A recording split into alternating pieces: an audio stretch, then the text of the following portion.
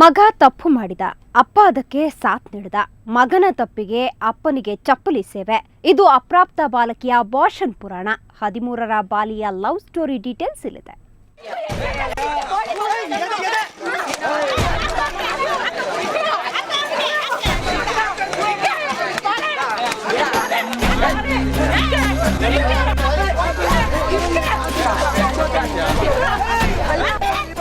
ಹೀಗೆ ಹಿಗ್ಗಮಗ್ಗ ಚಪ್ಪಲಿಯಿಂದ ಏಟು ತಿಂತಿರೋನ ಹೆಸರು ರಾಜೀವ್ ಬಾಬು.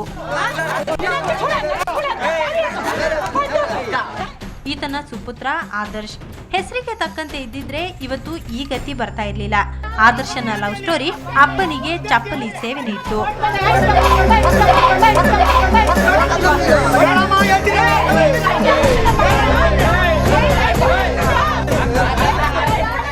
ಹೌದು, ಪರೋಡಿ ಆದರ್ಶ 8ನೇ ತರಗತಿಯಲ್ಲಿ ಕಲಿಯುತ್ತಿದ್ದ ವಿದ್ಯಾರ್ಥಿನಿ ದಿವ್ಯಾಳ ಹಿಂದೆ ಬಿದ್ದು ಪ್ರೀತಿಸೋದಾಗಿ ಪೀಡಿಸುತ್ತಿದ್ದ. ಪೀಡನೆ ಕೊನೆಗೆ ಪ್ರೇಮಾಂಕುರವೂ ಆಯಿತು. ಅದು ಅಪ್ರಾಪ್ತ ವಯಸ್ಸಿನಲ್ಲೇ. 13 ವರ್ಷದ ದಿವ್ಯಾ ಆದರ್ಶನ ಪ್ರೀತಿ ಮಾತಿಗೆ ದೇಹವನ್ನು ಅರ್ಪಿಸಿ ಗರ್ಭಿಣಿಯೂ ಆಗಿದ್ಲು. ಇಷ್ಟೆಲ್ಲ ಆದ್ಮೇಲೆ ಹುಡುಗನ ತಂದೆ ಆಸ್ಪತ್ರೆಗೆ ಕರೆದುಕೊಂಡು ಹೋಗಿ ನಿದ್ರೆ ಮಾತ್ರೆ ನುಂಗಿಸಿ ಅಬಾರ್ಷನ್ ಕೂಡ ಮಾಡಿಸಿದ್ದಾನೆ.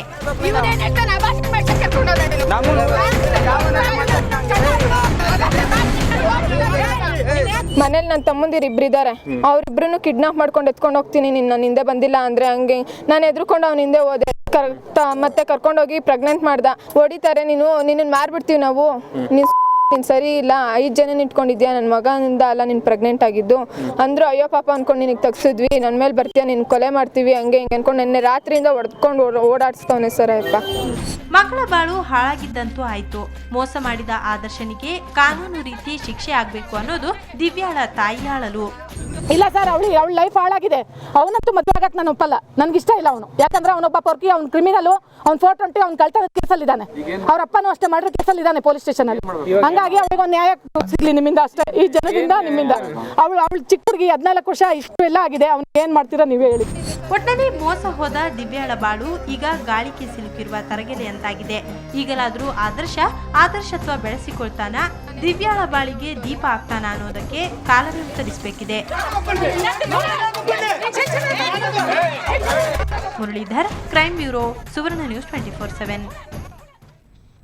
ನಾವು ಪೊಲೀಸ್, ಮುಂದೆ ಕಳ್ಳರಿದ್ದಾರೆ, ನಿಮ್ಮ ಒಡವೆ ಬಚ್ಚಿಟ್ಟುಕೊಳ್ಳಿ ಅಂತ ಯಾರಾದರೂ ಬಂದು ಹೇಳಿದ್ರೆ ಸ್ವಲ್ಪ ಎಚ್ಚರಿಕೆಯಿಂದ ಇರಿ. ಯಾಕಂದ್ರೆ ಹೀಗೆ ಹೇಳಿ ಇವತ್ತು ವೃದ್ಧಿಯೊಬ್ಬರಿಂದ ಲಕ್ಷಾಂತರ ರೂಪಾಯಿ ಆಭರಣಗಳನ್ನು ಯಾಮಾರಿಸಿ ಕದ್ದೊಯ್ದಿದ್ದಾರೆ.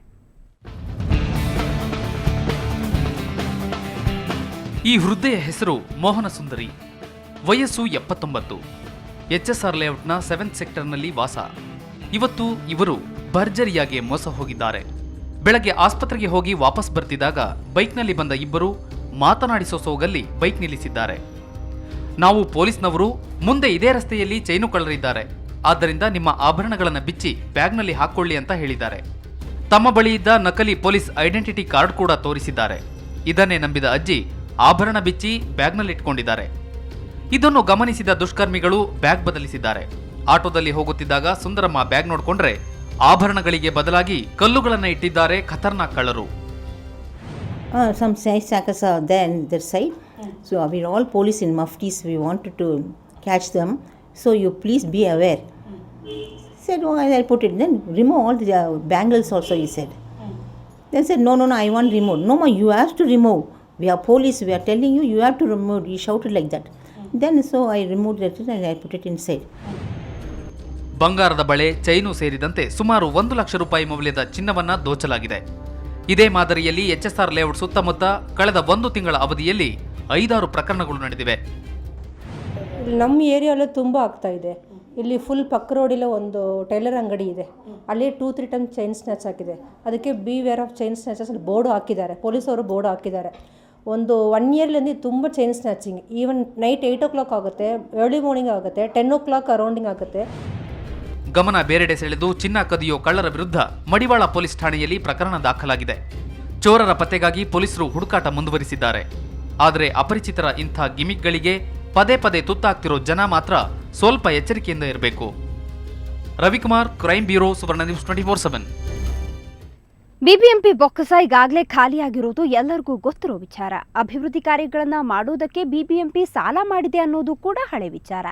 ಏನಪ್ಪ ಬರೀ ಹಳೆ ವಿಚಾರಗಳನ್ನೇ ಹೇಳ್ತಿದ್ದಾರೆ ಅನ್ಕೊಂಡ್ರ? ನಿಲ್ಲಿ, ಹೊಸ ವಿಚಾರ ಅಂದ್ರೆ ಆ ಸಾಲ ತೀರ್ಸೋಕೆ ಈಗ ಬಿಬಿಎಂಪಿ ಮತ್ತೆ ಸಾಲ ಮಾಡ್ತಿದೆ.